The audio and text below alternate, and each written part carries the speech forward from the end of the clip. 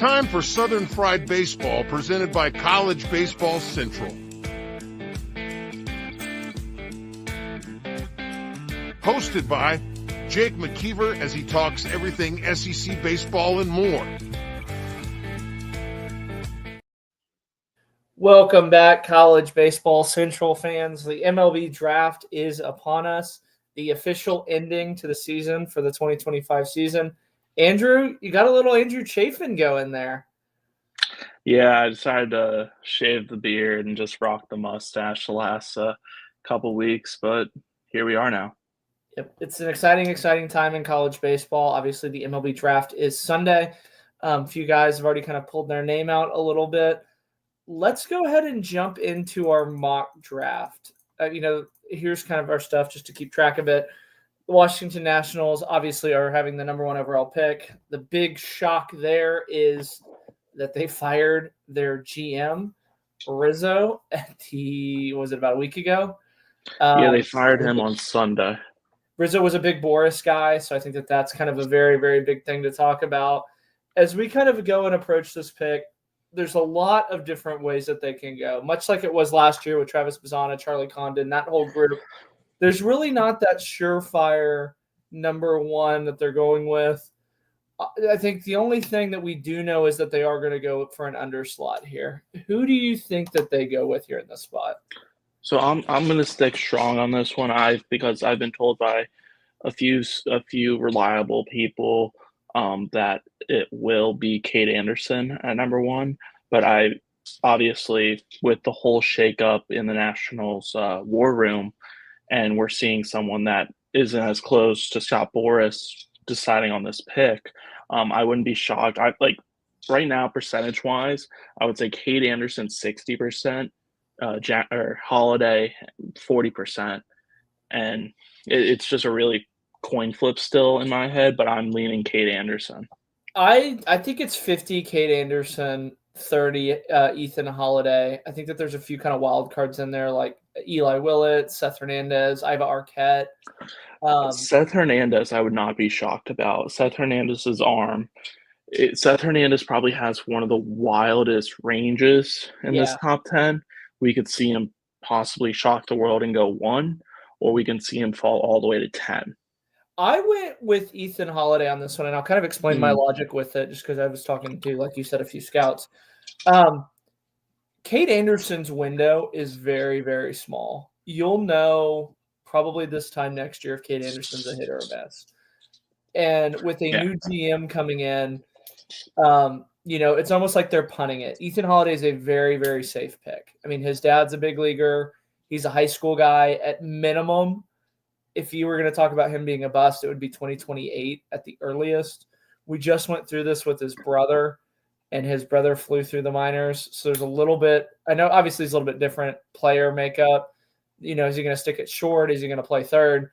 He feels like the safe pick. He feels like the pick that nobody's going to get mad at it, where, for as dominant as Cade Anderson was this year, and this is not a knock on Cade Anderson, at the end of the day, he's a college pitcher who's already had Tommy John. And that's a huge risk.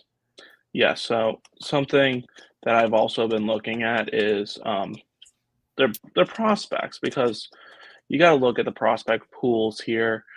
The Nationals' top prospects they don't have that good of a farm system, but something they do have a lot of already is they have a lot of infielders that could be ready to hit the major leagues in the next 2, 3, 4 years. Obviously, we will probably see Brady House get the call to the major leagues. They just drafted Seaver King, Luke Dickerson as well, Caden Wallace, and then Yohandy Morales. It feels like they have a lot of infielders already. So adding Holiday to already kind of a loaded infield pool here, it confuses me a little. But the Nationals, the pitching development kind of hasn't been there, because it was like Cade Cavalli was supposed to be this really big pitcher for them, and he hasn't turned out the way he's gone so far. And we're still waiting to see on some guys like Jarlin Susana and then Travis Sakura. But like I said, I lean Cade Anderson here because he probably is the most major league ready out of all the college arms here. So, as Jay Johnson said at his press conference in Omaha, that Cade's next pitch should be for the Washington Nationals. I agree. I wouldn't be shocked to see his next pitch be in spring training of 2026. Yeah, I think that that's where he'll go. Obviously, there's, who knows where they're going to go from an underslot perspective. Moving on to pick number 2. I had Cade Anderson sliding here. I think they either go Cade Anderson or Liam Doyle in this spot. This feels like a elite college pitcher that they can fly through the minors that they're kind of been famous for. So yeah, I went Liam Doyle here mostly because the Angels do need like a lot of help with pitching prospects. It looks in like general. yeah. I mean Doyle, we saw him pitch this year. He is going to be very special, but it's like they've been very quick moving guys up. Zach Neto, Nolan, Christian Moore, Sam Backman, Ben Joyce. These are all their early picks the last 2, 3, 4 years, and they're already on a major league roster or played major league time. I don't think, like, if Ethan Holiday does slide here, I don't think Ethan Holiday's going to get picked here. I think if he doesn't go 1, I think he goes 4. But right here, I have Liam Doyle because I already see him as like a potential ace for the Angels. I can see him getting drafted by the Angels and then his first pitch being opening day for the Angels. Yeah, he feels like either one. And I'd even throw Jamie Arnold's hat into the ring here. The Angels have a very easy decision in their eyes because if they can get Cade Anderson's a steal at 2. If they can get Liam Doyle is obviously a little bit better than Jamie Arnold, who I have a little bit behind. Again, I have them going with Liam Doyle. I could see Cade Anderson going here. They have pick 47. I think that that's where they'll go. JoJo Parker, Kason Cunningham, if either of those are still available, kind of in that range. If JoJo Parker's available at 47, he's going to college. They worked out JoJo Parker, by the way. I found that out when I was doing some research. Yes. They liked JoJo Parker. A lot of people like JoJo Parker. Maybe they'll get his brother. Yeah. But moving on into the 3rd pick, this is where it kind of starts to get a little bit more muddy, in my opinion. Some mocks have Ava Arquette landing here. I have Liam Doyle landing here because, again, I had Holiday going here. If they can get Cade Anderson here, they can get Liam Doyle here. I think that those would be the steals of the draft. They, have a really good reputation for developing pitchers. Obviously, when Max Wiener was there. I've seen an underslot here with Gavin Feen too as well, maybe a Steele Hall, but I think they go pitcher here. Yeah, I went Iva Arquette from Oregon State. I think he stays in the Northwest region, mostly because they have such such a good track record of getting these position players and getting them developed and getting them ready in a year or 2. I don't think Iva Arquette's going to be that guy that is going to fly up a major league system. I can see him breaking camp out of next year in AA and then potentially being ready for the 2027 season. So I'll say this about him, and I want to clarify that outside of being a middle infielder and playing at Oregon State, there are very few similarities between Iva Arquette and Travis Bazzana. I figure those two have very similar tracks. I mean, Bazzana's not flying through the Guardians, farm system. I mean, he's not playing bad, but he's not flying through it by any stretch of imagination. I think Ava's going to have a very long. I'm pretty sure he also had a ruptured spleen. Kind of messed that up. So yeah, a little bit. But he was at Lake County all last year when a few of the guys got call-ups. I think they go pitcher here, but again, I think Iva kind of slides, as you can tell by my mock draft. So with the Mariners, I think it's gonna be very interesting. I think Cole Young, who's on their active roster right now, I think we're gonna see the Mariners make some moves here in the next couple of weeks, where we're not going to see a lot of their prospects hanging around. I really do like Colt Emerson, but I think they move him over to third base sooner or later. I think I've always thought he's projected much better at third base. I think he has the arm for third base. I think he has the range of a third baseman, not as a shortstop. And I think like Ivar Arquette could be like in my head, I compare Ivar Arquette to like Nomar Garcia Pero. Like that's who I have him in my head. I see a lot of him in Iva. I think he's got a little bit more pop than Nomar had. I see him. I mean, we saw him in Omaha. He has some range, but he doesn't feel like a Gold Glover. It wouldn't surprise me if they move him to third, and he's like an Alex Bregman, where he's a really athletic third baseman, but not a good shortstop. I went with, again, Liam Doyle, just because I think that's if he's available at 3, you steal him at 3. Yeah, I mean, their track record there 4. As well. I have Jamie Arnold going here. I think you had Ethan Holiday going here. Yeah, this would be the dream scenario of your Colorado, is Ethan Holiday falling here. If Colorado lands Ethan Holiday here at 4, I mean, it's going to be a laser show there. And I think it would also be pretty fitting, as Ethan's father did play for Colorado. If Ethan lands in Colorado, they are going to have a very scary lineup by 2027. You can write that down. You can put it in pen, because you're going to have Zach Veen, you're going to have Charlie Condon, and then you're going to build around some of the guys that you have right now. Hunter Goodman at catcher has been phenomenal, but you also have guys like Jared Thomas, former Texas Longhorn, Benny Montgomery, that are still coming up the ranks. I think Holiday slots in here 4, but if Holiday does go 1, I could see some things shaking out here and them possibly going Eli Willits or Billy Carlson as well. I don't think they go bat here if they don't get Holiday. I think Holiday is their only shot. I think that they go infielder. And I think from there, if they don't, they can get the odd man out, if you will, in that Anderson, Doyle, Arnold trio, and land them there. They cannot ever convince like free agents to go and pitch there that are elite. I mean, what was the last, like Mike Hampton in the early 2000s? It was Mike Hampton. I mean, this feels like they have to go. If they can get somebody of Jamie Arnold's caliber, and again, this feels very weird because Jamie Arnold didn't have a bad season, but he had a bad season from a scouting perspective. It was very meh. At the end of the day, he's a low arm slot lefty who throws really hard and has a 4-pitch mix. And he's a high contact guy. I think that plays really, really well in Colorado. Like the Dolander's kind of not being a very good fit in Colorado due to how he pitches. I think Jamie Arnold to 4 at Colorado would be an absolute home run for them. I think it would. Again, the obvious one's Ethan Holiday. Yes, I mean, Dolander hasn't been that solid this year, but he has looked good away from Coors Field. But the thing is, you play 81 on the road and you play 81 at home. It's hard to learn how to pitch in high altitude unless you've been there already 5, 10 plus years. But I wouldn't be shocked if they go pitching here. They do have. Here's my wild card dark horse for you, Seth Hernandez. This is another spot I could see him landing under slot. I agree. That would actually be a very good pick. That would actually be a very good pick. That would be scary.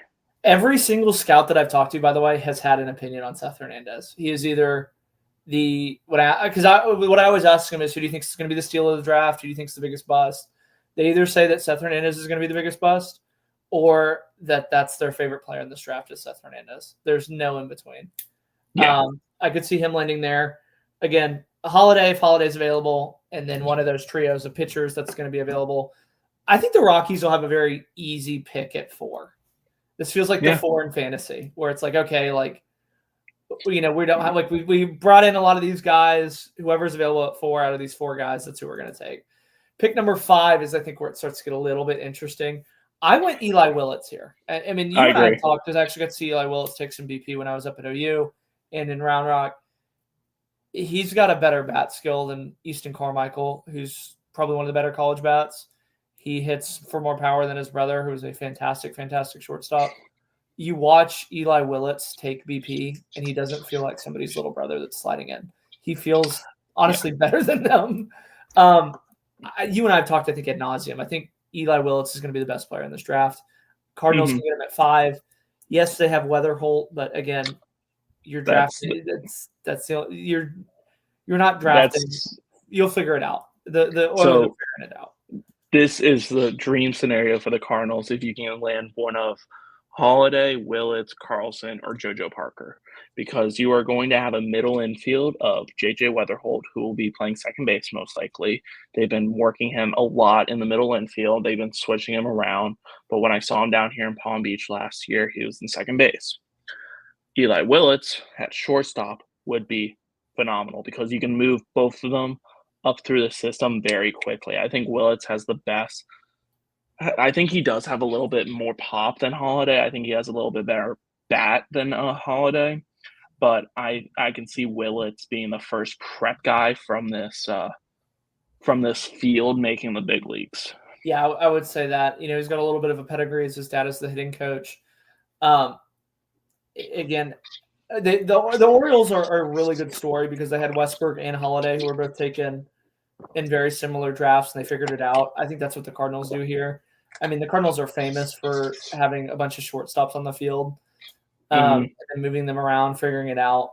Eli Willits here. Again, everybody that was picked above, Jamie Arnold, Liam Doyle, Kate Anderson, I've heard a lot of those names being floated around should they be available. Holiday would go here too because his dad also played in St. Louis. Yeah. That's what's so funny is his dad was such a journeyman. The Cardinals really, again, they're like the Rockies. If they can get Willits at 5, that's a good steal. 6 is probably the one that I feel the most confident about. Billy Carlson's going to Pittsburgh. That just feels like a Pirates pick. I mean, they took Tamar Johnson a few years ago. They took Connor Griffin last year at 9. It seems like they're always taking prep bats. So the thing is here with Pittsburgh, could they try and also save some money by going the college route here with Jamie Arnold? Jamie Arnold, I went Jamie Arnold here. I really like Arnold because of how quickly he can also get to the bigs and how he can instantly come help this Pirates rotation ASAP. You have Bubba Chandler on the way. You have Connor Griffin on the way. Which side of the bat or which side of the ball do you want to help? Pitching can always use more help, but their hitting just needs way more help. If you look at the Pirates' top 30 prospects, I mean, some of these guys you have Tamar Johnson, Nick York's he hasn't lived up to the height. He's kind of getting into that bust range now. But I'm looking at their list, and it's like I'm more excited about the pitching than I am about the hitting. I think Arnold comes in, will be up there pretty quickly. And also just imagining a Schemes, Chandler, Arnold trio of pitchers. That's almost like Jones has looked elite at times and Jared Jones coming back from TJ. You're talking about like a Smoltz, Tom Glavine, and Greg Maddux trio right there. So yeah, I mean they really. I've heard Arquette floated here just because he's a little bit more big league ready. Yeah. I don't want to name names, but I had a scout tell me that if Billy Carlson's at 6, the Pirates are taking Billy Carlson again because they with Tamar Johnson, it seems like they always go and they'll underslot him too. Mm-hmm. Your hometown Marlins, the team that you've seen the most, you're kind of living at the ballpark. I have this as the landing spot for JoJo Parker. I know that's a little bit earlier than a lot of other people have it. This feels like they're going to go and get one of those prep shortstops. And JoJo Parker, in my list, is kind of the last one standing in that tier A of elite high school shortstops. Yeah, I went Billy Carlson here, but I agree with you. It's going to be either Carlson or JoJo Parker. I mean, the Marlins love their prep bats. I mean, Peter Bendick, he loves prep athletes. I mean, these guys are ready pretty quickly in his eyes, but I really like Billy Carlson here. I like JoJo Parker here. I don't see them going any college route. From what I heard from people, obviously, they really just are going prep.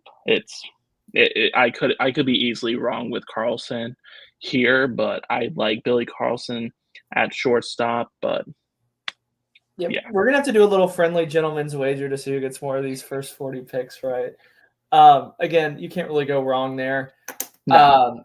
You had Ava Arquette way out at this point. This is where I have Ava Arquette going in. I mean, I get to see Ava Arquette 7 or 8 times this year. He never stood out to me, like legitimately. And I feel like if you're going to get a top 5 pick, he's got to stand out, right? He stood out to me in Omaha. He stood out to me in Omaha in that do or die game against Louisville. He started off that rally. I mean, even down like a couple runs in the beginning of the game, like he was just laying out his body. I liked his at-bats against Jacob Morrison and Coastal Carolina. I liked his at-bats against Louisville. I mean, I think Arquette is like when the guys come up the most, like when you turn to your stars and you need them the most, Arquette did that in Omaha, in my opinion. I don't know. I felt like he was overshadowed. Granted, this kid's probably going to go 1-1, but I think he was kind of overshadowed by Rock. And if you're going to have a top 5 pick, you don't want to be overshadowed by somebody. Yeah, I agree. I've heard a lot of scouts really like Ivar Arquette. The Mariners, I've heard really kind of like him too as well. When I've talked to a few guys, not in the Mariners system, but that are in that have buddies that work with the Mariners. That's one of the ones that they really like. I have him sliding a little bit. Again, this is where I see Iva kind of fitting. And it'll be one of those. It'll be one of those things where I think he kind of gets stuck down in the minors. Yeah, I mean, I don't think he'd get stuck in the Toronto system. I mean, they do have their top prospect is a shortstop, and they do have Orlevis Martinez and Josh Kasevich, who are projected to be with the big league club at some point this year. I don't hate the Arquette to Toronto idea, but I went prep pitcher here. This is where I go Seth Hernandez. Obviously, they went Trey Savage last year with their first pick, and they've gone with pitchers recently. They've gone with Johnny King, Carl Steven. I think they're trying to build more and more pitching because they've also had a hard time. Toronto's one of those teams that's like, we're in a good city. We got a good fan base. Why does no one want to come play for us? I think they're going to have to lean into that draft. I can see Seth Hernandez here, obviously being the top prep pitcher, or I can see Kyson Witherspoon here.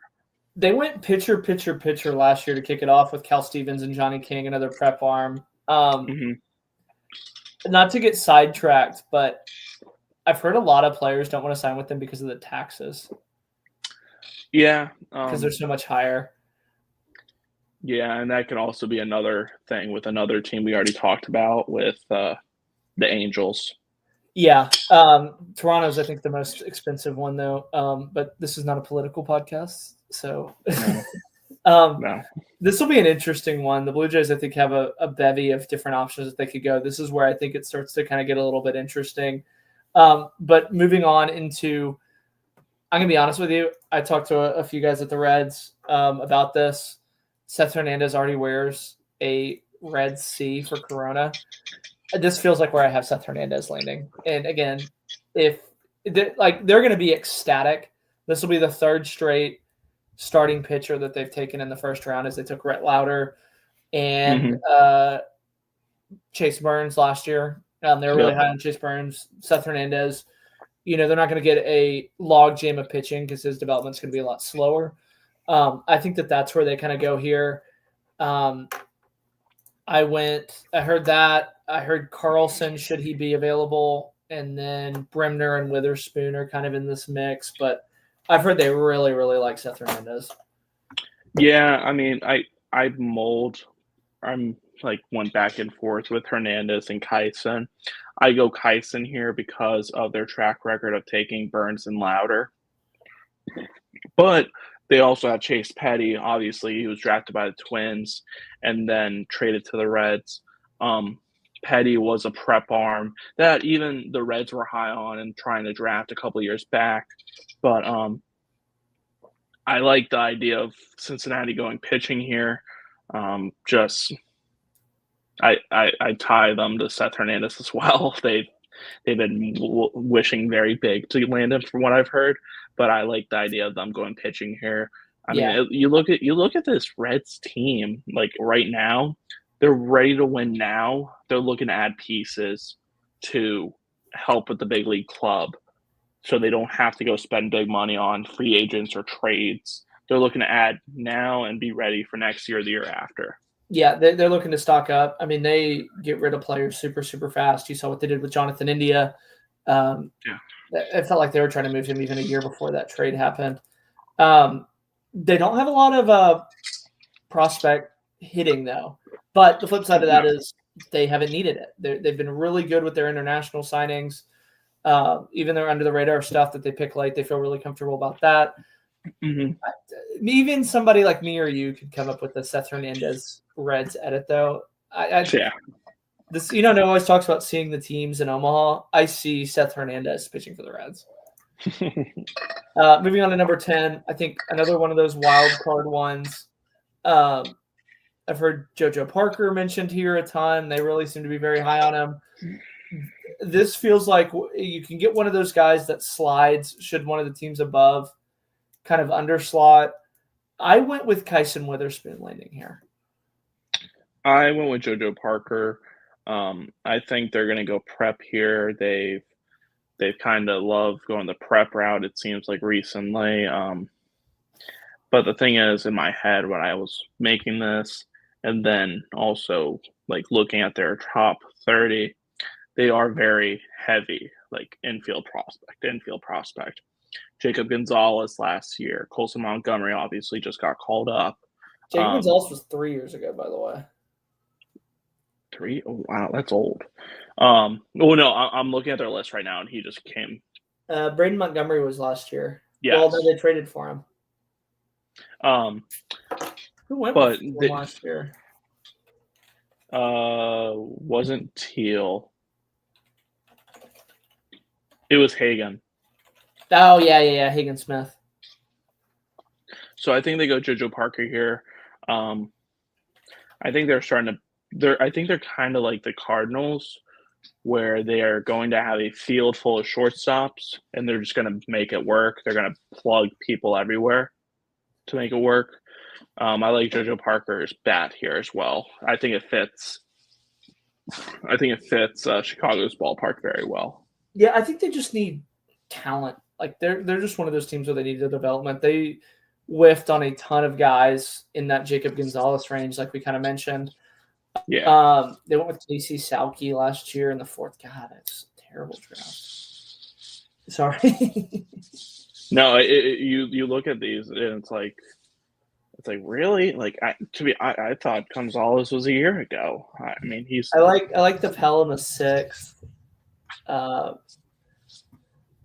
Nick Pinto was pretty good. I watched him pitch a little bit, but I think Kyson Witherspoon. But this was one of those things where you put out your stuff and then people respond. I kind of started to not like Kyson Witherspoon at 10. I was like, he just doesn't feel like a White Sox. No, he doesn't. I put it out there, and he was like, he's like, they're not going to go Kyson. They're going to go this. And I was like, you're kind of right. Yeah.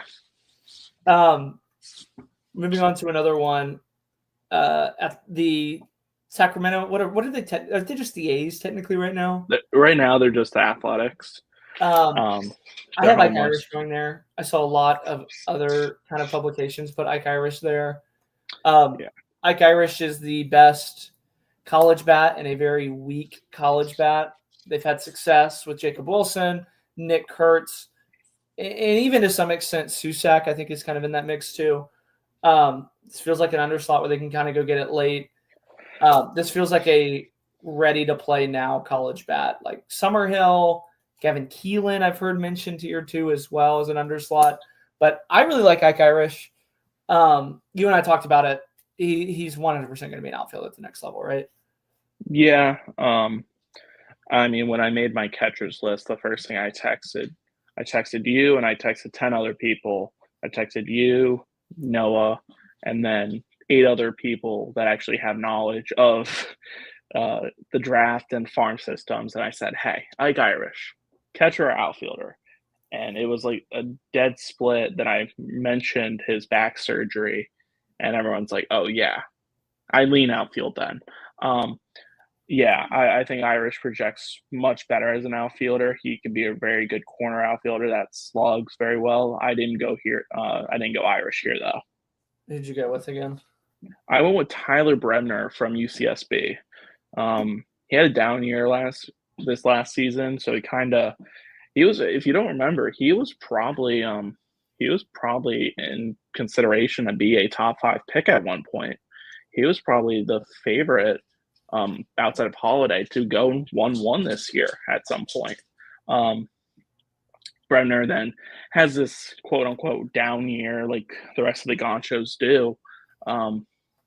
So I have him signed to 11. I like his projection here. His fastball changeup combo, it's very, very good.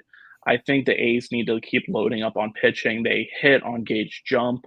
Gage Jump is looking like more of an ETA of next year or maybe even this year now, as he just got promoted to AA now, if I'm correct. No, he just got promoted to AAA. He's kind of flying up the A's system. But I think they just need to load up on pitching talent because if you're playing in Sacramento for the next 3 years, I don't know if you've watched a lot of these games in Sacramento. I've not watched They a single can't one, pitch. by the way. They can't pitch there. They can't pitch there. It's been all offense. It's been all offense. But then the minute they go away, the pitching kind of figures it out. And I do think they are kind of hitting the expiration date on some pitchers. So I think they are going to kind of reload on the pitching department here. Yeah, it'll be interesting. I'll talk about Tyler Bribner just because I have him a little bit later, but we'll move on. I think that the Rangers, this is a complete wild card. I have no idea which way they're going to go. I went Ike Irish here in the whole draft. You went Ike Irish? I went Ike Irish here. For some reason, you mentioned it with Seth Hernandez with the C on him. I see Ike Irish in a Rangers jersey. I think it's because I wasn't there when Auburn played at Globe Life, but seeing him play at Globe Life like kind of rung a bell in my head. Like, wow, I can see him playing here 81 games a year. I think he would fit in very well in that potential outfield of Wyatt Langford and him out there. That would be a very good outfield. But I really like Irish, like the potential in Texas. He could be an outfield / DH if they do keep some like pieces around. I'm also looking at their farm system. They're kind of dead on the outfield side for a couple of years. It looks like if they're really gonna hold on to some guys now, they have a lot of outfield like Dominican prospects, so they're kind of gonna need help in the outfield department now. So I see Ike Irish going here. Brennan Summerhill was also mentioned to me, and this sounds crazy. I think this is where this is Jace Lavallette's ceiling. Ceiling, interesting. I've heard him as high as the Reds in like a boom bust situation. I went Casey Cunningham. This is another one of those. I think he's a tier below Seth Hernandez, but he's another one where scouts either love him or hate him. I had one scout tell me he was probably going to be the biggest drop of the draft, as a lot of scouts that he's talked to really didn't like him. I have him going here. I've seen him to the White Sox. I've seen him to the Blue Jays, but I actually got to see Casey Cunningham in person earlier this year. He's a really big kid. He is an old kid, so that is something to kind of keep in mind. Is he would be draft eligible next year, or sorry, 2 years as a sophomore? Should he come back? He's committed to Texas. I get to see him a ton. He's got a really, really good approach. The ball just kind of flies off his bat. I think they get him here at an underslot. I like that. I have a few underslots kind of in this range with Irish, Cunningham, and then the next one. But this is, I feel like, an underslot where he's kind of supposed to be in that 25 to 30 range, and the Rangers kind of go up and get him here. I mean, out of everyone I've kind of talked to, everyone just kind of seemed confused. Not even confused, just like they totally forgot that the Rangers were even picking here. like they don't have that much of a bonus pool. So it's not like they're going to go crazy here for I think they do end up underslotting. Like they're gonna have to underslot pretty hard actually. Their bonus pool is only around 10 million. So Yeah, that's where I have him landing again. Yeah, I think it's them and I think San Diego or somebody has a really I forget who they're one of the lowest ones. But we'll move on to the Giants here. I have them going a super underslot Vaheva Aloy. This is where I have him landing. I've seen him as high as actually I think I'm the highest on him. I've seen him down in the 20s. I've seen him in the teens. But I think that this is where he fits in. I think he's kind of another one where a lot of scouts are split on him. He's a big guy. For how impressed you were with Ava Arquette in Omaha, that's how I kind of was with Vaheva Aloy. I know he had that play to cost him the game at the end, and he didn't. It was the right play. It was the right play. Well, great minds think alike because I also went Vaheva Aloy today for the Giants. The Giants, their bonus pool is around $8 million from what I've heard. It is the lowest out of everyone, I think. But I think this isn't really an underslot as it would be around 4 million right here. But I think Vaheva Aloy is kind of that guy. Like it's Buster Posey's first draft as president of baseball operations. He's kind of looking for that next leader to take in the reins of like leading this new generation of Giants baseball. Also, they are just like outfield heavy on their prospects. They're looking to bring up someone with Bryce Eldridge next year. I think Aloy is that guy that they'll have ready for next year. Yeah, he's flashy. I mean, he's 6'4", Hawaiian with a mullet. So I mean, if anything, he fits in San Francisco perfectly. Yeah, he'd be closer to home, I guess. I really like him there. Again, he's another one where I've had some scouts that say he's not even in their top 50 based on some models. And then I've had some scouts say he's the number one college shortstop. There's a ton of premium this year on the Preps one, but he would be the first true infielder taken on our list. Moving on to the Rays, another one where you're like, where the hell do they go? I've seen Gavin Keelan here. I've seen Cunningham here. I went with Steele Hall of Huston Trisville, another prep shortstop. There's kind of two tiers of prep shortstops. There's Steele Hall, Gavin Feen, Kason Cunningham, that kind of group. Pierce to some extent. I think that this is where he goes. It gives it. I feel like this is just like a good spot for Steele Hall to go and develop. You know, the Rays are really good at finding value. Steele Hall, I think, is a good value pick here. Yeah, I went with Gavin Keelan. The Rays are always weird too. Obviously, Peter Bendick coming from the Rays organization. I think this is a very interesting kind of pick because the Rays do have some extra picks. They have the 37th and 42nd pick. So I think they could also very underslot here and kind of save some money for those next two picks.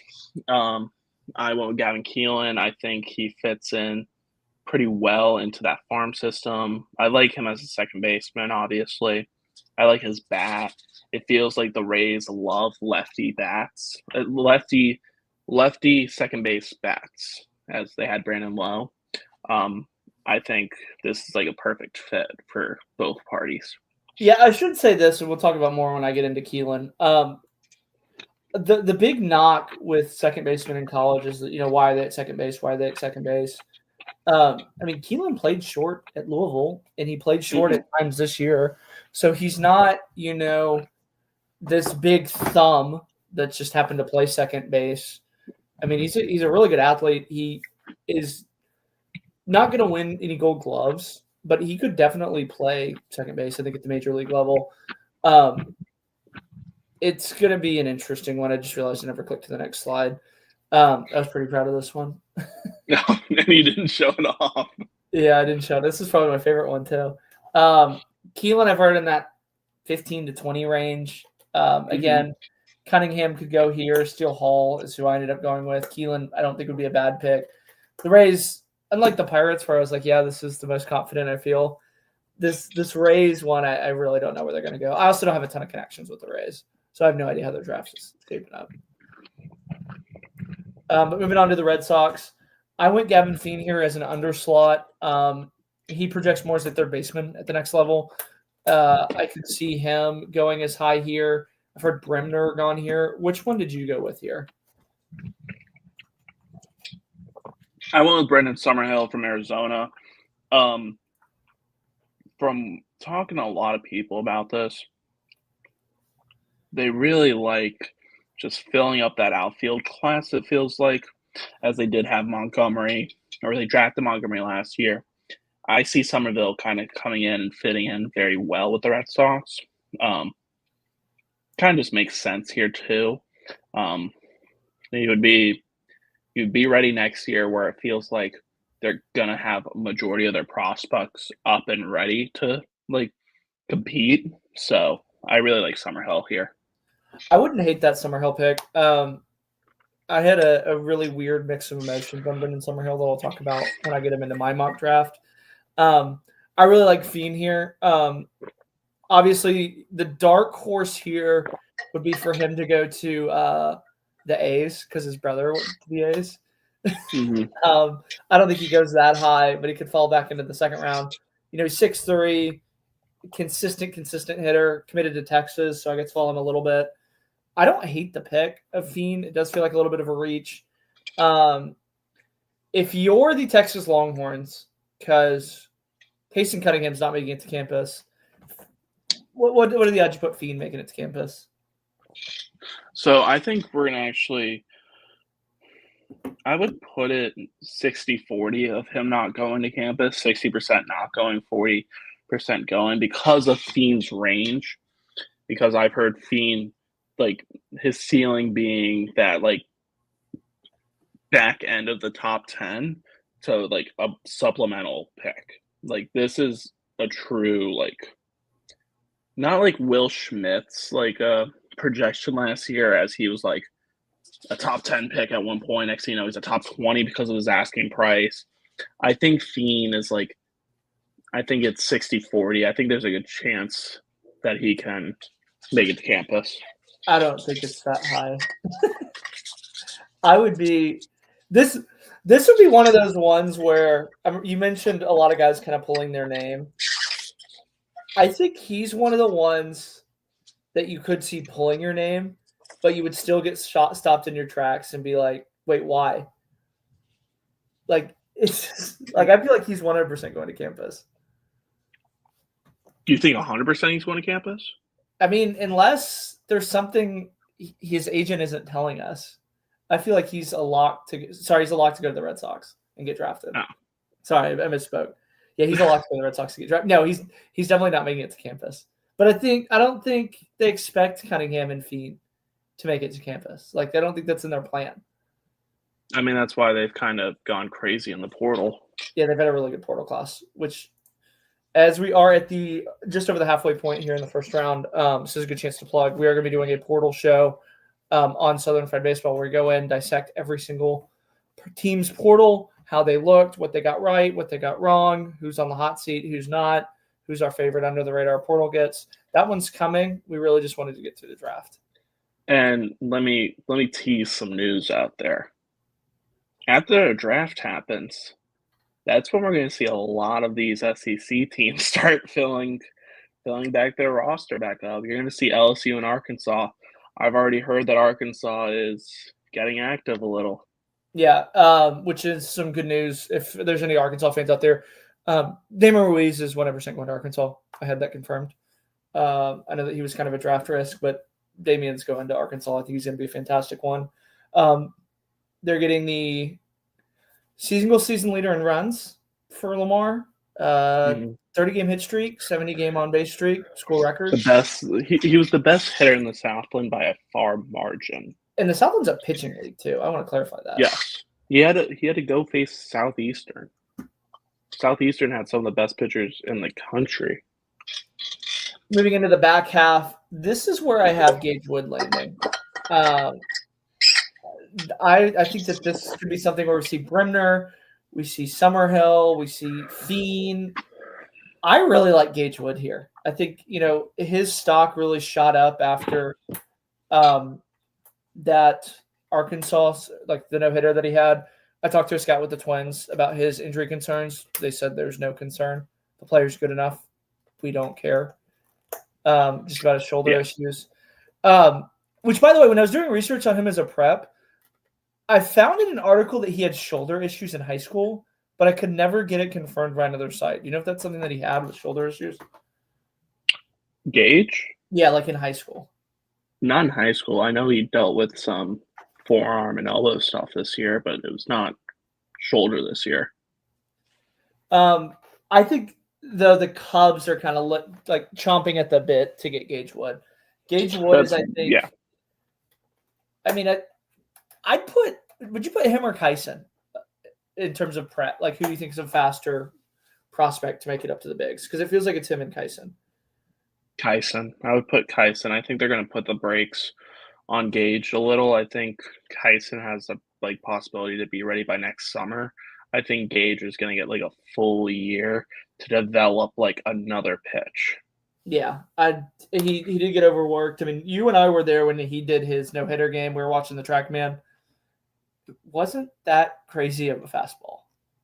No, it just exploded out of his hand very well.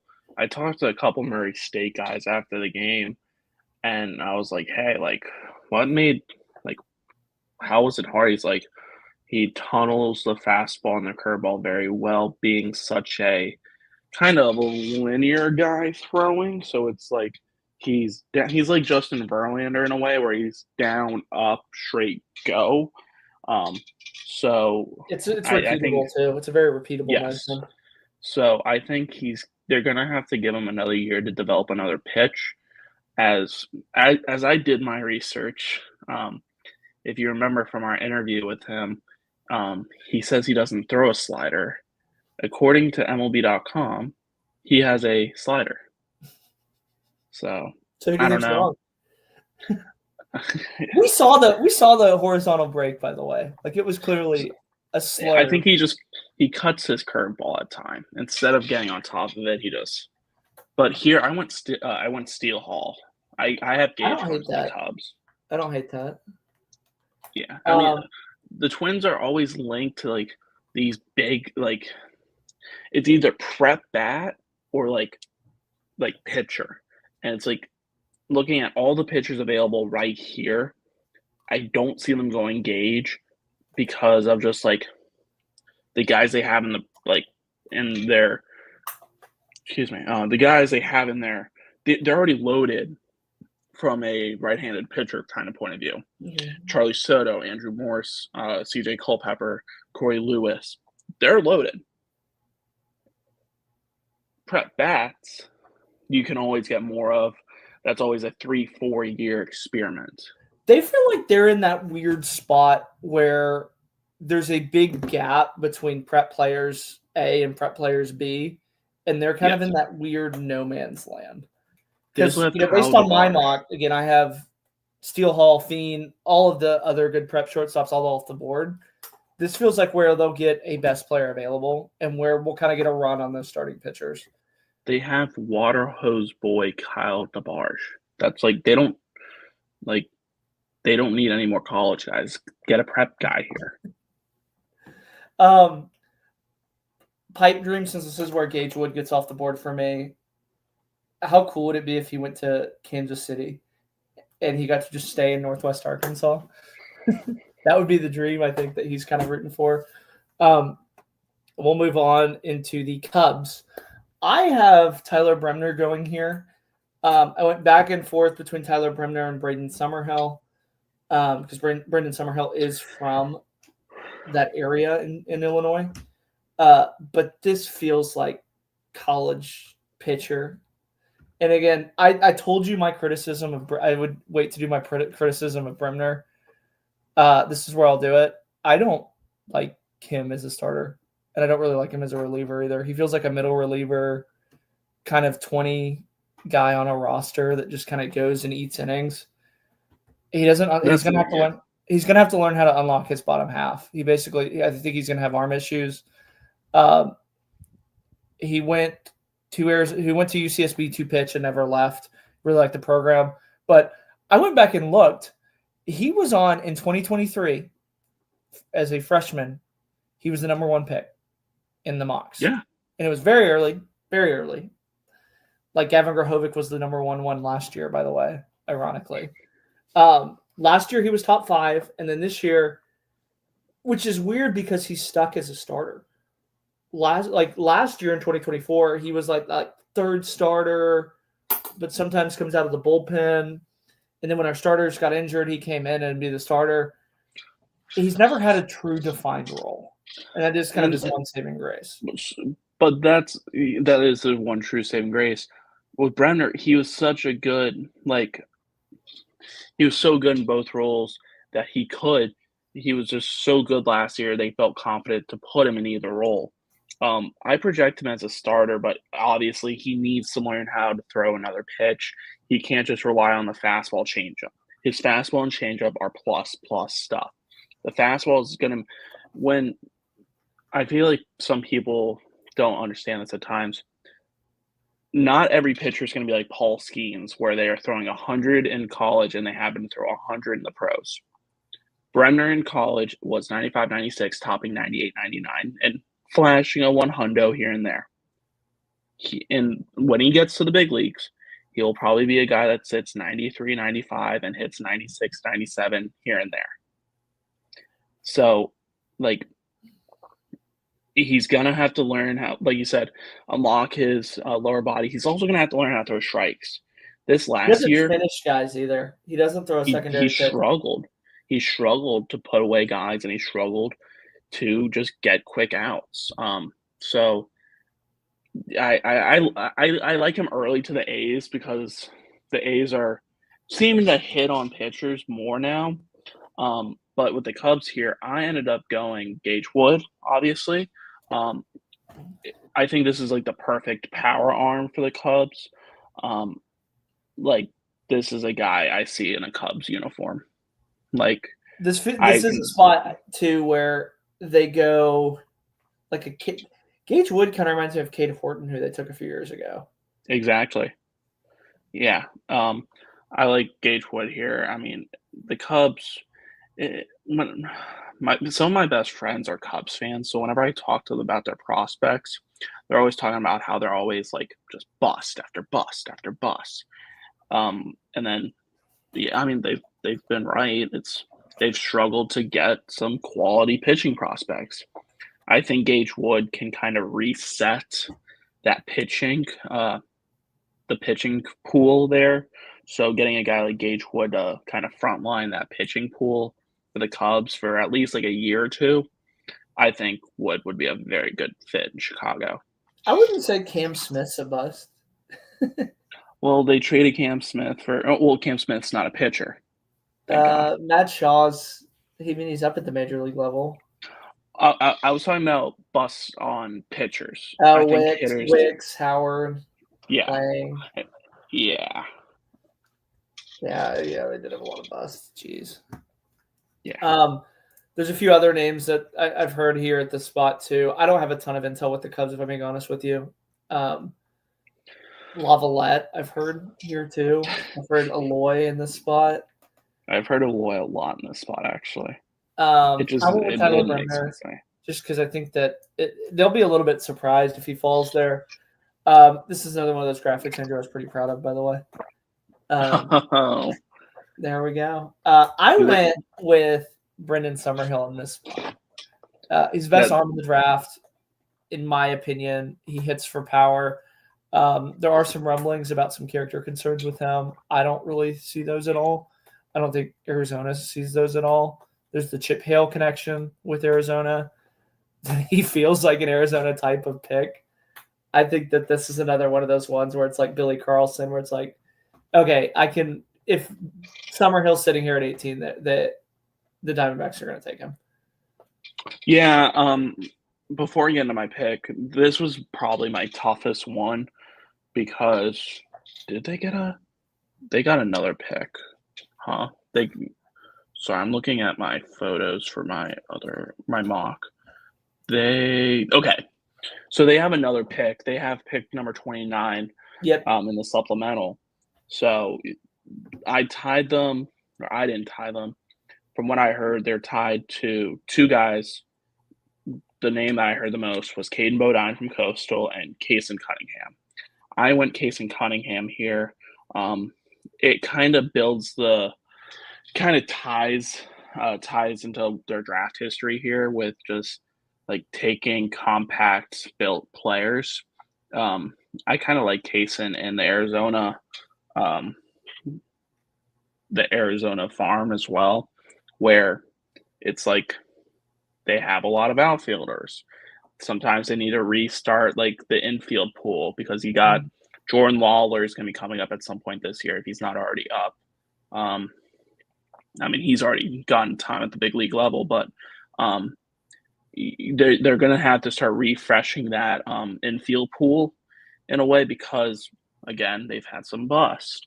I mean, we're talking about Drew Jones, who's kind of came on the scene in 23. Everyone thought he was going to be this big guy, and he still hasn't like been that special top 5 prospect everyone was hoping. I mean, Tommy Troy came on in 2023. Oh, this guy's going to be really good. Kind of slowed down. He's kind of heating back up in the minors. I mean, just they have a lot of guys. I'm looking at their pool right now. I'm looking at a bunch of their prospects. It's like these are some big names once they were signed or drafted, and they really just haven't panned out. Yeah, I think that they go safe pick here. Summerhill, obviously, they probably got bored scouting him because it's been so easy. Chip Hale, the connection. I could see Cunningham going here too as well. But Summerhill feels like just the lock of locks. I know we're not going to get to it, but I mocked Bodine in that pick 29 to them. So did I. Keelan, I've heard in the mix here. Merrick Houston. Should Merrick Houston be available? But moving on into the Orioles, they're going to go. I have them going Gavin Keelan. I've heard Jay Slavalette here. Yes. You know they're going to pick a college bat here. Yeah, so when I was filling out my mocks, I kind of did this as not as a joke, but I'm actually pretty serious about this.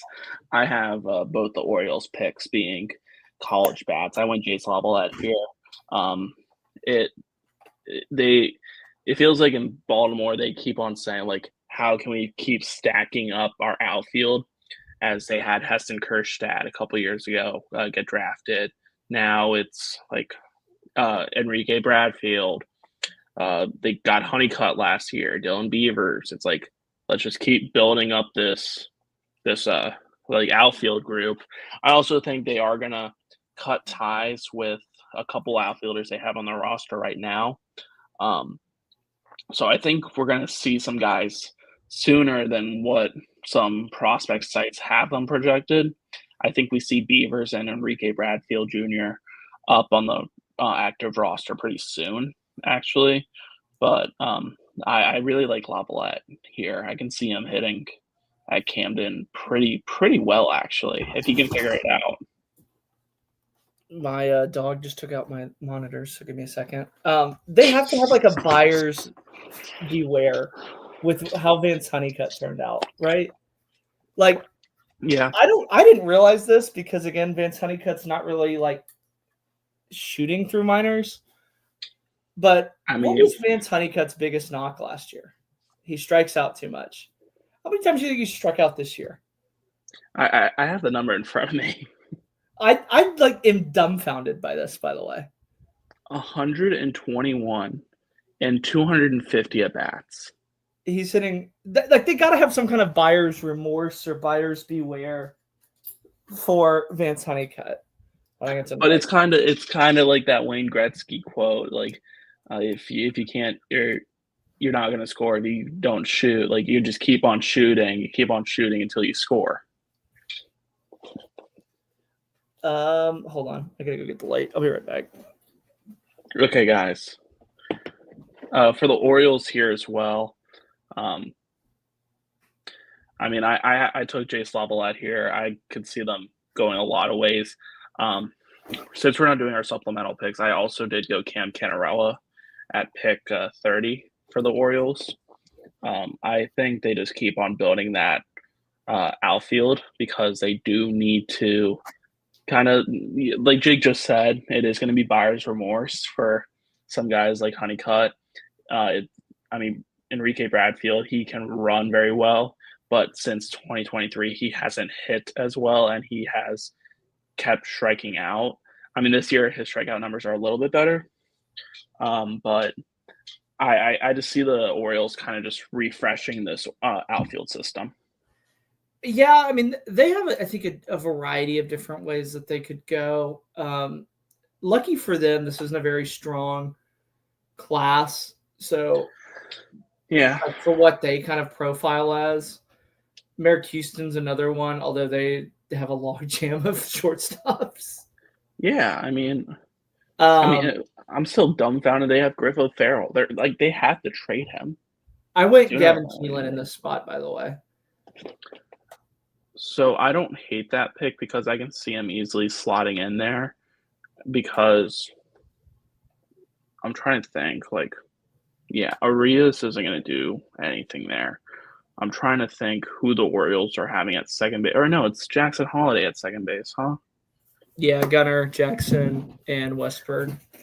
But it's like, for some reason, I see Holiday projecting more bat-wise than fielding-wise. I know that sounds crazy, but I see him putting him at DH for some reason. Yeah, I had a scout reach out to me and say, don't hate Jace Lavalette to the Astros, but it would shock me if he gets past the Orioles. He screams Orioles pick. I mean, which again, I like Gavin Keelan. Jace Lavalette is on the board for them there. Who knows? 20 for the Brewers. I went Merrick Houston, a high contact hitter, very low floor. This feels like where he kind of goes. This feels like kind of the transition of, do they get Merrick Houston, who's kind of slid a little bit? Do they go and underslot somebody above? I don't hate the idea of a Merrick Houston right here. So I went Merrick Houston as well, and I'm going to go on my little rant here about Merrick Houston.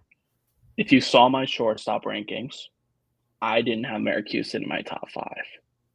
I don't think Merrick Houston is that good. He can prove me wrong all he wants. I don't think Merrick Houston is going to project well. I have him going 20 here because of what I've heard. But I just don't like he outside of hitting in the Cape Cod League, he hasn't really hit that well recently. Like his power, like it looks like he's selling out for more power instead of sticking with his like original contact approach. Like this is a guy that should have been like, okay, a 10 to 15 home run guy, and now he's trying to sell out for like that 15 to 20 home run mark. I just don't see Houston. Like I just don't see why people don't like an Alex Lodis more over him. I kind of had the same thing. I think Lodis is 100% better than him. Yeah. I should say this.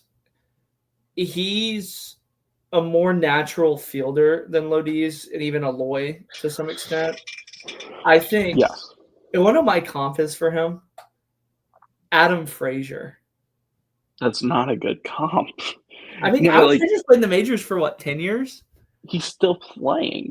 Yeah, that's my comp for him is Adam Frazier. Like, is he going to be an all-star? No. Are you going to take him for his bat? But, every year, Adam Frazier's mentioned in these trade blocks and trade deadlines because he can play anywhere. That's how I could see him. We'll move on to the Astros. I went Jace Lavalette. I've seen Aloy mocked here. They went with Bryce Matthews, who just got the call up today, by the way, last year. Yes. They got Cam Smith, who, again, they've already had up in the major leagues. This feels like they're kind of like the Angels light in a way with how after they like never brought up Forrest Whitley, they've kind of brought up their prospects pretty fast the last few years. Yeah. Whitley, no offense to Whitley, he just didn't pan out. I like that pick. I have them going prep shortstop here. I have them going Daniel Pierce. I don't hate that.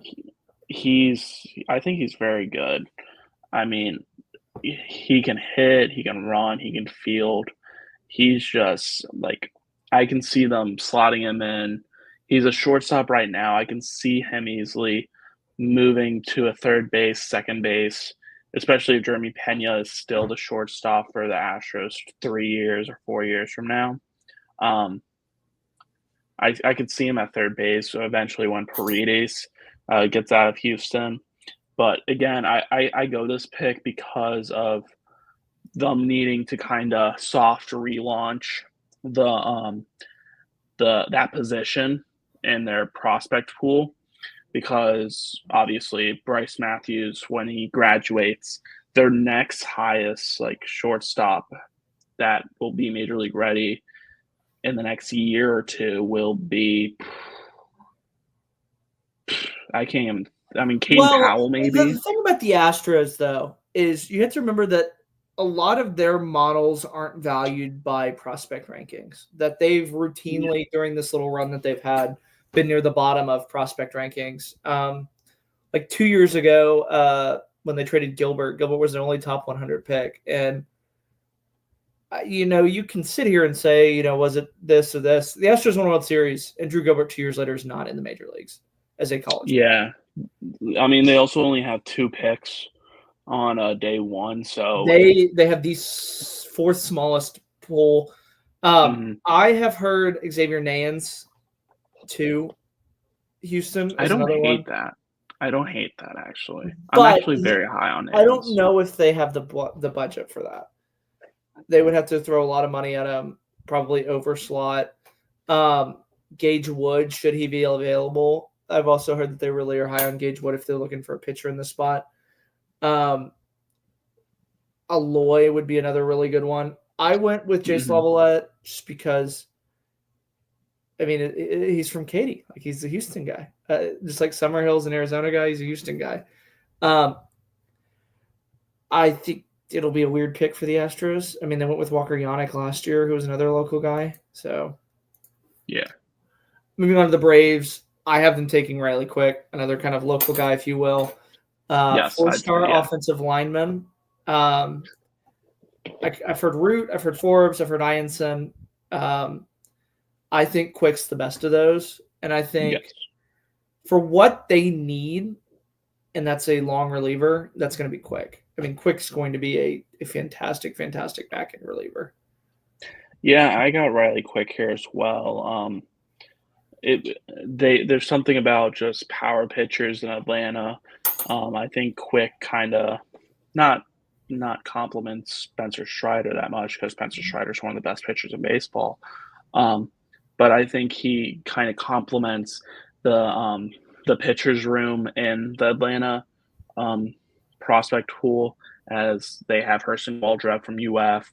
They have Drew Hackenberg as well. It's like they have a really good, solid group of right-handed pitchers that are coming up in the next couple of years. Riley Quick, obviously, a year off of TJ. They might kind of pump the brakes on him, be like, hey, we don't need you next year. Let's work on some stuff. Let's keep having you develop. Let's have you ready for 2027. That's what I see. I could see that, kind of like a Quinn Matthews. He had a full workload this year, for as much as you could have for somebody who had Tommy John. You and I wouldn't put his high school stats. He was like a horse for him. He threw 9 complete games his senior year. 6 of them shutouts, by the way. I think they go pitcher here. We'll talk about him here in a second. Cruz Schoolcraft's another one. I have him going, actually, good transition into the Royals. So do I. He's expensive, though. He's probably the most Yeah, expensive prep guy in this draft. and that's crazy saying that with Jack Bauer on here because I think Jack Bauer should be worth a lot of money in my opinion. But I don't hate Jack um, Bauer at all. I really like that. I think he could go here too. I will say this. The Royals don't have the best track history with top prospects the last few years. Asa Lacy's a documented bust.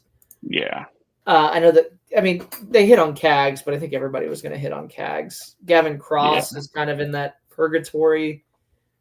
no, he's bust. What? He's a bust. He's a bust. He is 25. Bust.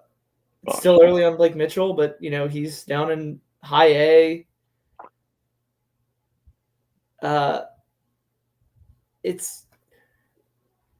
This feels like a place where if they go with Schoolcraft goes to Tennessee. Yeah, I feel pretty confident. I think he's like, if we do see any more prep names pull their name out of the draft, I think Cruz Schoolcraft is one of those guys. Yeah.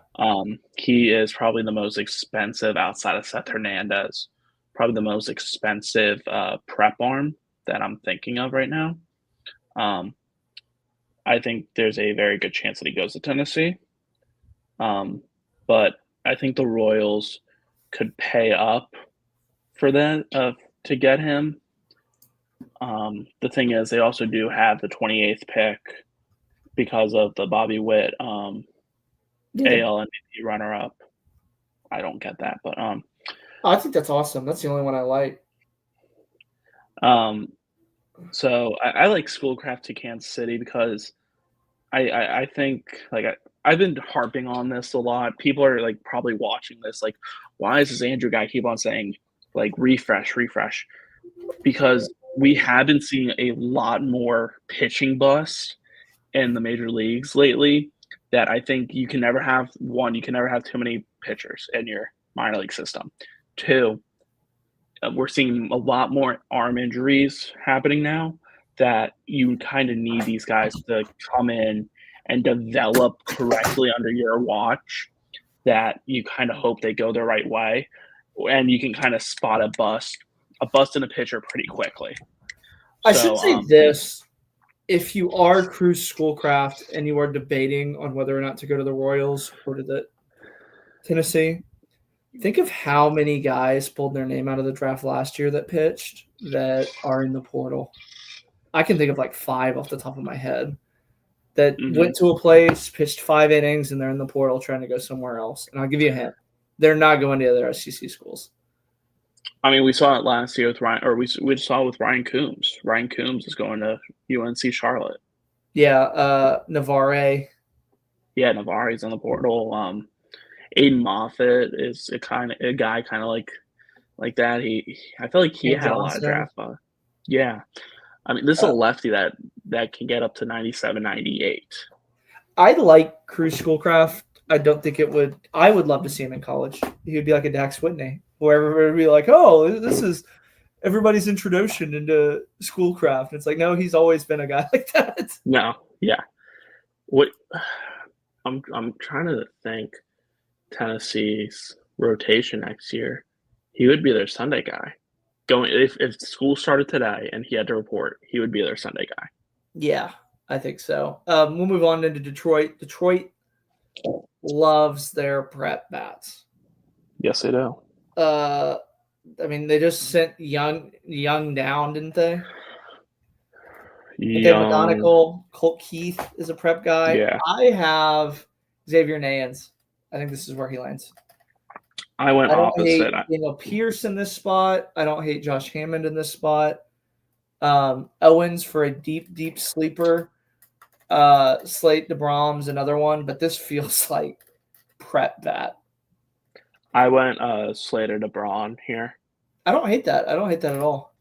So I feel like the Tigers, they kind of feel something going with they have the hot hand going with drafting left-handed bats.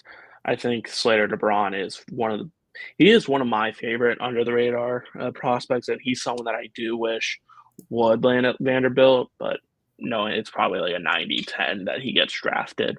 Um, Drafted and signed.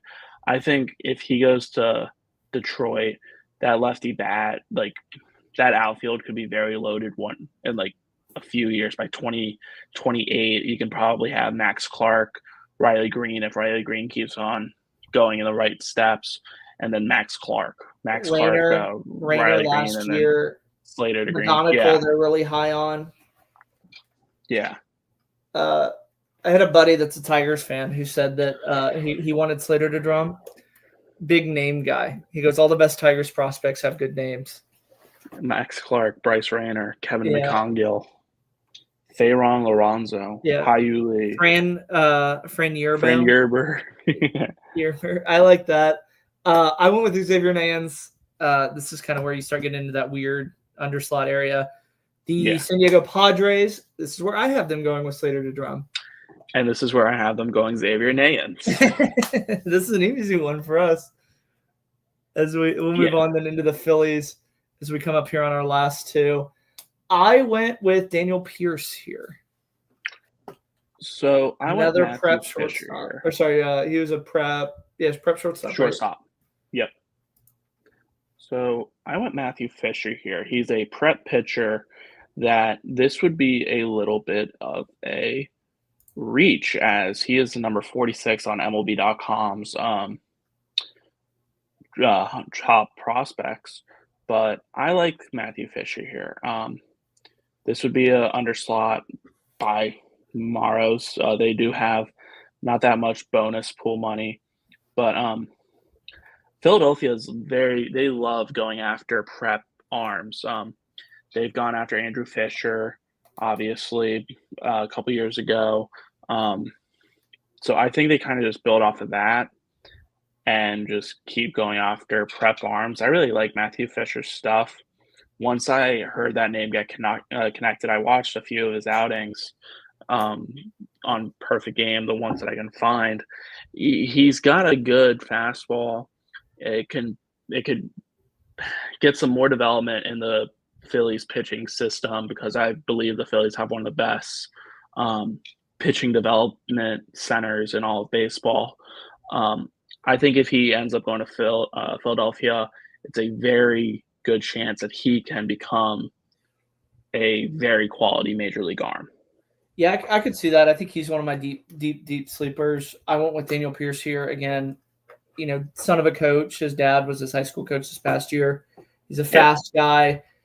Can I tell you my comp? It's not a good one. For Daniel Pierce? Clint Frazier. Dude. Clint Frazier is a prospect, by the way. So are you talking about how he'll be mentioned in every mock trade? Yeah, mock trade, fast guy, flashy from Georgia. Wait. I need to pull up the tweet that he actually had a very funny tweet the other day. He said, 5 days ago, Clint Frazier said, "I'm still in the mock trades. I might finally get traded at the deadline this year." Clint Frazier and Miguel Andujar, anyone? This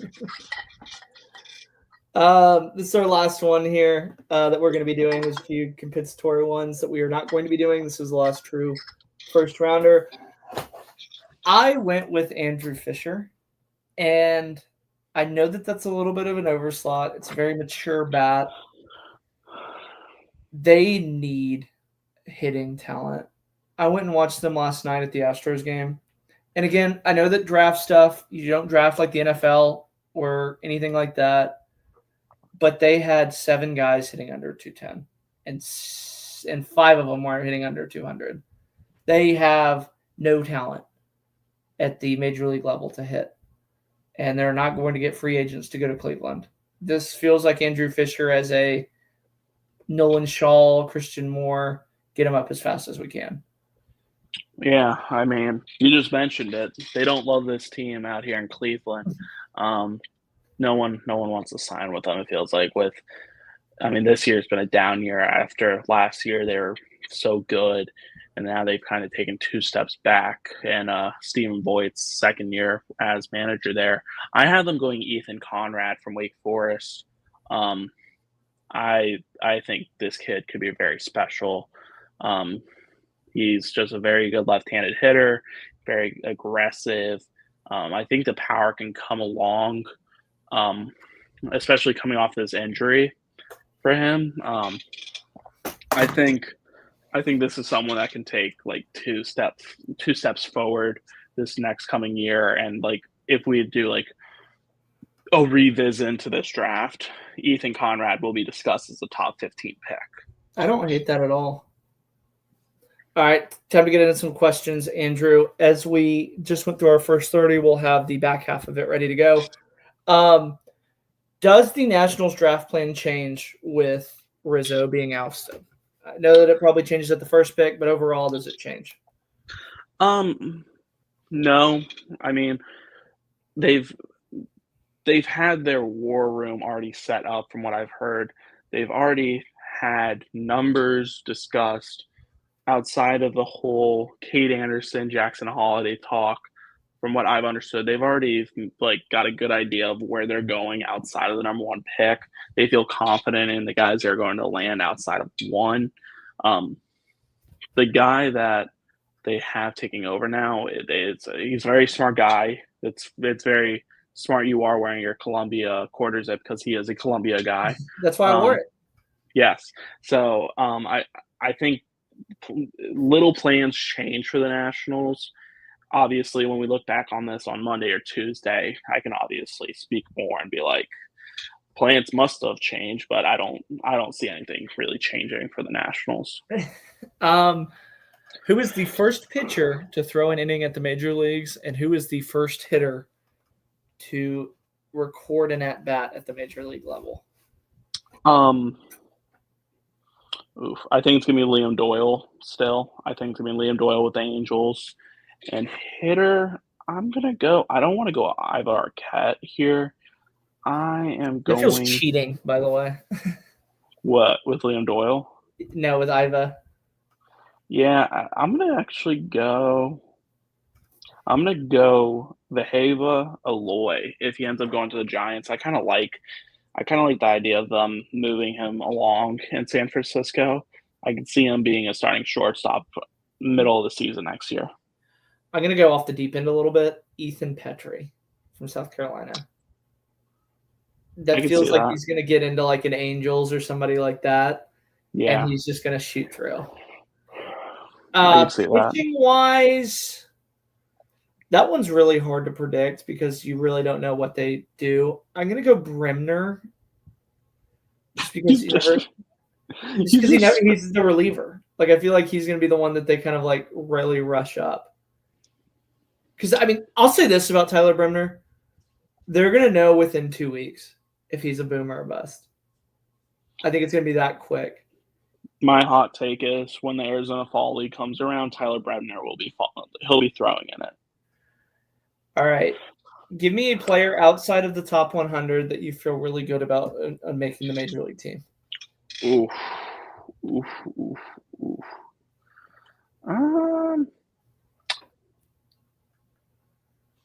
Give me Jared Spencer from Texas. It felt like in this season for Texas, I wasn't very high on Jared Spencer, but coming off of this labrum surgery, I think he's going to be coming back pretty good, pretty strong. I wish he was coming back to Texas for another year to kind of develop there, but I think he's going to be in the good hands of, a major league development system that wherever he does get drafted, it's going to be kind of like that crazy talk. Like if Jared Spencer did stay healthy, if he did pitch in the postseason, could he have been a potential first or second round pick? Yeah, I don't hate that. I'm going to go Tanner Franklin from Tennessee. I mean, he had electric stuff when he unlocked it. He throws 100, yeah. Yeah. He throws 100 as a reliever. Tennessee doesn't have the best track record with guys who throw hard with Chase Burns. I could see Tanner Franklin kind of excelling into another role. Yeah. You asked this question. Who out of which team needs this draft the most? In SEC way or? Yes. So So I was going to go Arkansas until you told me Damian is going to campus. In my head, it's still LSU. LSU has so much on the line here. Is Cerna, So Cerna is reporting to campus, but Stanfield? so I worked on it. Stanfield's gone, in my opinion. I think I haven't heard Stanfield's anything gone. about him, by the way. It's gonna be a late pick for him, I think. So they have Ethan Fry, who is a fringe guy that can come back. Chase Shores, I've heard his number get tossed around the 1 million to 2 million range, where teams might reach for him in that second round to sign him and get him to camp. But then you also have prep prospects in Quinn Young, Dean Moss, Jaden Fosk, Brady Ebel, Briggs McKenzie. It's like these guys are like we're talking William Schmidt last year. It's like this is a top 20 guy, and he somehow got to campus. Omar Cerna, he was a projected top 3 rounds. He's reporting to campus. I think LSU's got a lot to worry about because you kind of seen they've kind of sat on their hands a little bit in the portal. Yeah, they've been bringing in some guys, but it's like they haven't been as active as some other SEC teams like Arkansas. And 2 names to watch, because I did actually reach out to someone. It is not 100% confirmed that some guys might be coming back from what I've heard. Zach Cowan and Jacob Mayer. Jacob Mayer is throwing in the MLB draft league right now, but I've heard scouts have been very impressed with the way he's been throwing this year in the summer league. On paper, I think it's Texas just because they have so many of those guys that are near the top. They obviously got some good news with their big 3 coming back, but I'm going to go Texas A&M, and here's why. Chase Lavalette, this is a rumor, so take it with a grain of salt. I've heard if he slips, granted, I don't think he slips this far, into the 40s, that there's an NIL deal in place that would get him back to campus. Very, very hot take. Maddox Lotta at Fullerton's another one in that fringe range that I think could make it to campus. And then let me find it. Prager is another one. Sorry, I have this all written down. Prager is another one where I think he could go back. But the biggest one for me is Shane Sadeo. He sits at 127 right now in MLB Pipeline. Had Tommy John last year.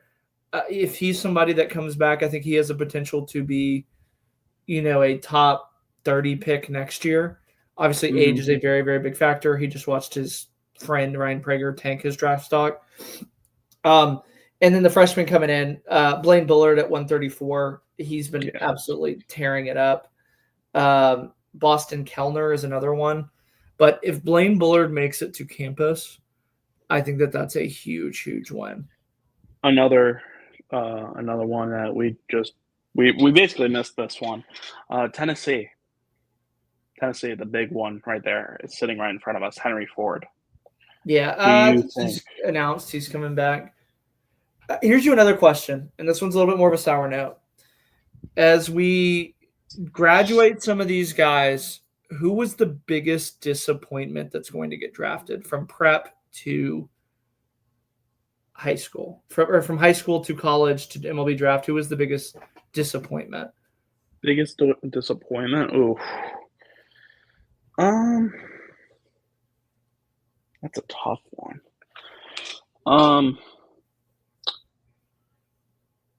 So when we talked about this, you kind of mentioned Chase Shores to me, and it's kind of stuck in my head.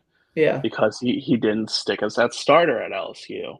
He was the number 1 player in Texas in 22.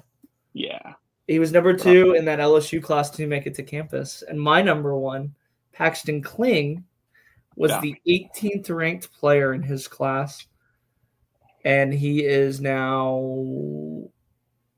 was the highest guy to not get drafted because he said he was going to LSU. He's in the 150s. Another name I'll throw out was Daniel Dixon. I felt like his stock coming in was a lot higher. Yeah, I was going to go Dickinson there, but Chase Shore's been in my head. I'm actually going to go Dickinson. Gavin Turley's another one where Gavin Turley, He just never grew, though. I feel like his stuff was outside of his control. Yeah. Nolan Schubart, I felt like really hurt his stock a lot this year. Trey Phelps was another guy that I remember talking about a ton. It just kind of never developed. I mean, didn't he hit 20 home runs at Georgia this year? Yeah, but he was talked about as like a top 10 pick. Yeah. So I think actually him going to Foley hurt his stock. Yeah, a little bit. Right. You said you had a few more questions, right? Let me see what I sent you. SEC teams with the most to lose, our favorite under the radar prospect, and no, that is it.